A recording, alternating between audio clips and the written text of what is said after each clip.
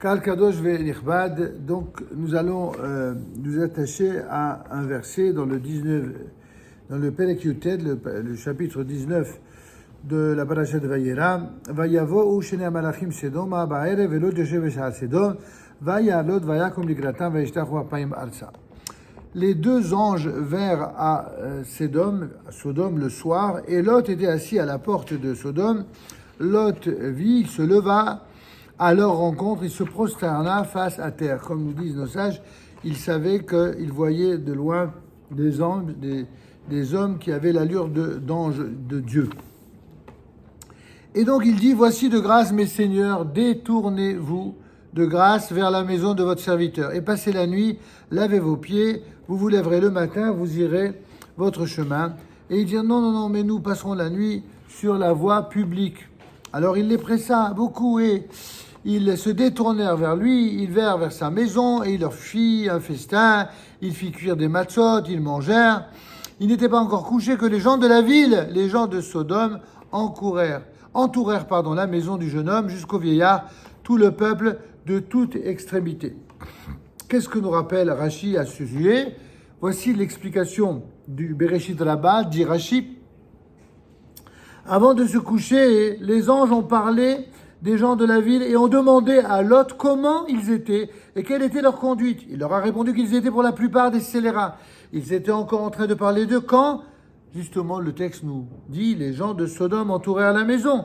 Quant au sens littéral de ce que les gens de la ville, les gens de Sodome entourèrent la maison, c'est parce qu'ils étaient justement des scélérats qu'on les appelle les gens de Sodome et non pas les personnalités de Sodome. Ainsi qu'il est écrit, et les gens de Sodome étaient mauvais et ra'im ve'hattaim, mauvais et pécheurs envers Hachem grandement. Or, la Torah poursuit en disant, ils appelèrent Lot et ils lui dirent, où sont les hommes qui sont venus chez toi cette nuit? Fais-les sortir vers nous, que nous les connaissions. Et là, évidemment, Rashi va rappeler, ça veut dire quoi? Sors-les de la maison, que nous les connaissions. Et Rashi ne va pas dans la dentelle, il dit clairement, il voulait les connaître de façon homosexuelle, par des rapports homosexuels, de même que le mot connaître dans la Torah est souvent employé dans le terme justement de la sexualité, qui n'ont pas connu d'homme, ainsi qu'il est dit dans le verset 8. Et c'est-à-dire que voilà, des hommes qui viennent, lui il offre l'hospitalité, et comme Sodome, comme vous le savez, c'était une ville où les règles d'hospitalité étaient interdites, c'est ce que nos sages expliquent, c'est que où elle est l'immoralité d'une ville, c'est lorsque règne en règle absolue l'immoralité sous toutes ses formes. Et l'une des immoralités, c'est l'inhospitalité. Quelqu'un vient, il ne sait pas où passer, n'est-ce pas, le Shabbat, il ne sait pas où passer, il vient de l'extérieur et on le laisse comme ça, on ne s'en préoccupe pas. Une ville où il y a pas, c'est pour ça qu'une ville où il n'y a pas 10 hommes, comme on le verra par la suite dans la paracha, qui sont réunis pour accomplir le bien, la justice, la vertu, la prière, etc., cette ville-là, on n'a même pas le droit, religieusement, d'habiter. Un juif n'a pas le droit d'habiter dans une ville où il n'y a pas au moins 10 hommes qui sont réunis pour célébrer Dieu, pour accomplir la mitzvah d'hospitalité, etc. Et donc voici que Lot, qui a malgré tout grandi dans la maison d'Abraham, il est évidemment imprégné, dans une certaine mesure, on verra très limitée, il sera imprégné de l'esprit d'hospitalité d'Abraham. Seulement voilà, on va apprendre quelque chose d'extraordinaire et c'est ce sur quoi je voulais insister ce soir. Que comment quelqu'un qui a grandi dans l'hospitalité d'un homme exceptionnel, Abraham qui mieux que lui pour enseigner au monde ce qu'est l'hospitalité, comment même cet homme-là, qui a grandi dans une telle hospitalité, va pervertir la notion d'hospitalité à la manière dont on va le voir dans le verset. Quand les hommes qui étaient ainsi contre l'hospitalité vont dire à Lot, allez, laisse-les sortir pour qu'on puisse les connaître au sens immoral du terme, alors qu'est-ce qu'il va répondre? Lot sortit vers eux à l'entrée et il ferma derrière lui la porte pour protéger donc ses invités. Et qu'est-ce qu'il leur dit? De grâce, mes frères, ne lui faites pas de mal. Voici donc, j'ai 2 filles qui n'ont pas connu d'homme. Je vais donc les faire sortir vers vous et faites-leur selon ce qui est bon à vos yeux. Seulement à ces hommes ne faites rien, puisqu'aussi bien ils sont venus à l'ombre de mon toit. Question de nos sages, mais comment quelqu'un qui a vécu dans la moralité d'Abraham peut être aussi immoral d'offrir la virginité de leur propre fille, de ses propres filles, simplement sous le prétexte de... À quoi ça ressemble? Ça ressemble à on est en pleine dans la triste actualité, mes amis. Vous avez des gens qui, au nom du soutien à des hérités ou à des causes de gens qui sont les pauvres, n'est-ce pas, sans maison ou sans terre ou sans peuple, eh bien voici qu'il y a des gens qui ont été prêts pour soutenir cette fameuse cause palestinienne, ont été prêts à soutenir le terrorisme, jusqu'à faire émerger la monstruosité abjecte qui s'est produite il y a quelques jours, quelques semaines. C'est-à-dire que c'est cela. Quand on est, au nom de la morale, capable de se comporter de la façon la plus immorale qui soit, alors on arrive de la même manière que Lot a été capable de vendre la virginité de ses filles pour protéger la mitzvah d'hospitalité de ses étrangers, de la même manière, vous avez des gens qui, au nom de l'humanisme et du respect du droit des peuples, etc., à aller jusqu'à inventer un peuple qui n'a jamais existé, dans le seul et unique but, quoi, d'empêcher Israël de vivre. Ah, ils ont bien réussi. Ils ont montré au monde entier, aux générations entières, ils ont bien montré ce qu'ils ont généré. Ils ont créé des monstres.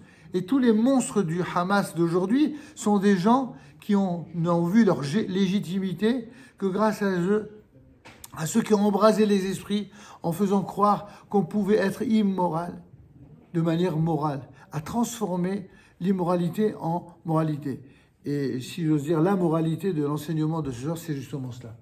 C'est que quelque chose n'est moral que lorsque ça suit l'esprit moral tel que Dieu nous enseigne la moralité. Et d'ailleurs, la conséquence malheureuse et incroyable et inimaginable de cette immoralité, c'est quoi? C'est une autre immoralité. Voici que ces filles-là, quand elles ont vu comment leur père s'est comporté avec elles, eh bien, lorsque finalement, après la destruction de Sodome et Gomorrhe, elles vont voir que le monde était dépeuplé et qu'il n'y avait plus d'hommes pour engendrer la moindre vie, elles vont aller jusqu'à saouler, enivrer leur père pour pouvoir donner la vie avec leur propre père. C'est-à-dire un des incestes les plus célébrissimes de l'histoire, et en tout cas de la Bible. Elles vont coucher avec leur père. Vous vous rendez compte? Et ça va donner quoi? Ça va donner Ammon et Moab, ces peuples-là qui eux aussi vont faire des choses terribles. Mais il ne faut jamais désespérer des situations les plus critiques et les plus noires de l'existence. Pourquoi? Parce qu'en fait, Ammon et Moab, ce seront des peuples qui vont engendrer tellement de pourriture sur le plan moral et spirituel que la Torah va nous dire quoi? Elle va nous dire que ceux qui descendront, en tout cas parmi les hommes de Ammon et de Moab, n'auront pas le droit d'entrer dans l'alliance de l'Éternel, c'est-à-dire en d'autres termes, que ceux qui descendent de Ammon et Moab n'ont pas le droit de se convertir au judaïsme. Et pourtant, le Talmud, à notre grande surprise, nous dira, oui, ça a été dit uniquement pour les descendants mâles, les hommes de Ammon et de Moab, mais pas les femmes. Pourquoi les femmes? Parce que de cette descendance descendra une certaine Ruth, la fameuse Ruth HaMoabia, Ruth la Moabia, de laquelle descendra quoi? Descendra qui? Le roi David et de lui-même le Mashiach. Nos maîtres posent la question, quoi? Il n'y avait pas parmi la descendance d'Israël, il n'y avait pas des gens à la fois d'une intégrité, d'une moralité, d'une probité morale, etc., extraordinaire, desquels on aurait pu engendrer le Mashiach. Comment ça se fait? C'est là où justement on voit toute la limite de ceux qui ne raisonnent que de manière intellectuelle, les pauvres. Quand quelqu'un ne raisonne que avec la capacité intellectuelle, sans la dimension spirituelle, je dirais ultime, qui est celle de l'irrationalité divine, ça ne veut pas dire que dans la Torah il n'y a que de l'irrationnel, loin de là. Tout pratiquement dans la Torah doit être compris de manière rationnelle, mais tout en ayant l'humilité d'accepter qu'il y a aussi des dimensions irrationnelles. Or, qu'est-ce qu'on appelle dimension irrationnelle? C'est tout ce qui relève de la décision unilatérale de Dieu. Et quand Dieu décide quelque chose, on sait que c'est pour le bien, notamment pour faire ce qu'on appelle en Kabbalah le tikkun, la réparation. Effectivement, Ruth vient d'un peuple qui est abject, mais c'est en même temps de ce peuple-là que la réparation du mal causé va se produire. Alors pour terminer sur une note à la fois d'espoir, mais aussi de lumière, de tous les malheurs que le peuple d'Israël a connus dans ses différents exils, il a connu des choses absolument terribles, des choses qui étaient horribles, mais de ces malheurs-là, il y a toujours eu une lueur d'espoir à laquelle se sont rattachés tous les enfants d'Israël.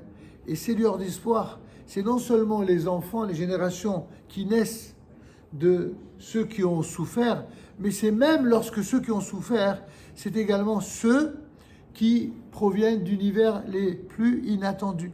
Aujourd'hui, même de ces gens qui ont commis des erreurs monumentales et qui ont soutenu des causes immorales, parmi eux, il y aura des gens qui vont faire le tikkun, la réparation. Il y aura aussi des gens qui feront le tikkun. Aujourd'hui, exactement comme hier, il y a eu le tikkun, c'est-à-dire la réparation qui s'est produite. En d'autres termes, nous, on ne condamne pas de manière définitive, jamais. Il y a toujours une possibilité, mais à une seule condition, c'est reconnaître ses erreurs, c'est reconnaître ses fautes. De la même manière que dans les lois relatives à la Teshuvah, entre Rosh Hashanah et Kippour, le Rambam nous rappelle combien de fois que quelqu'un n'est pardonné par Dieu dans ses fautes que lorsqu'il reconnaît sa faute, qu'il la reconnaît, qu'il s'engage de plus recommencer et qu'effectivement il s'y tient, dans ce cas-là, il est pardonné. De la même manière, tous ceux qui parmi les peuples ont fait du mal aux Juifs, s'ils reconnaissent leurs fautes et qu'ils s'engagent à changer de comportement, alors ils seront pardonnés. Et avec Israël, ils pourront victorieusement amener l'humanité à une paix universelle réelle et non pas une paix factice. Mais ceux qui feignent de suivre et de soutenir des causes fallacieuses, éhontées et assassines, ceux-là auront des comptes à rendre. Ils auront des comptes à rendre, bien sûr, à l'humanité, mais ils auront des comptes à rendre à Dieu. Et là, en ce qui concerne l'humanité, on sait pas toujours d'ailleurs comment cela va se passer, mais en ce qui concerne Akadosh, en ce qui concerne Dieu, nous savons dans les prophéties d'Israël, étudiez un petit peu les Haftarot, les prophéties d'Israël, et vous verrez que tous ceux qui ont prêté main forte et soutenu tous ces bêtes assoiffées de sang, eh bien, auront à rendre compte à leur corps défendant du mal qu'ils ont fait, pour le mal qu'ils ont généré, parce que nous, peuple d'Israël, notre rôle à nous, c'est pas de viser la puissance pour la puissance, comme les antisémites nous en font toujours le procès d'intention. Ça n'est pas de gouverner ou de contrôler le monde, c'est simplement de donner le meilleur de nous-mêmes pour être au service de l'humanité et pour y apporter plus de lumière, plus de justice, plus de bénédiction. Amen. Kini Hiratson. Rabbi Hanan Ben Ashau Ben Asakadosh Baruch Hu Lezer Fichach Ibn Lam Torah Shema. On a hafiz Torah ve Yadir Kaddish al Israël.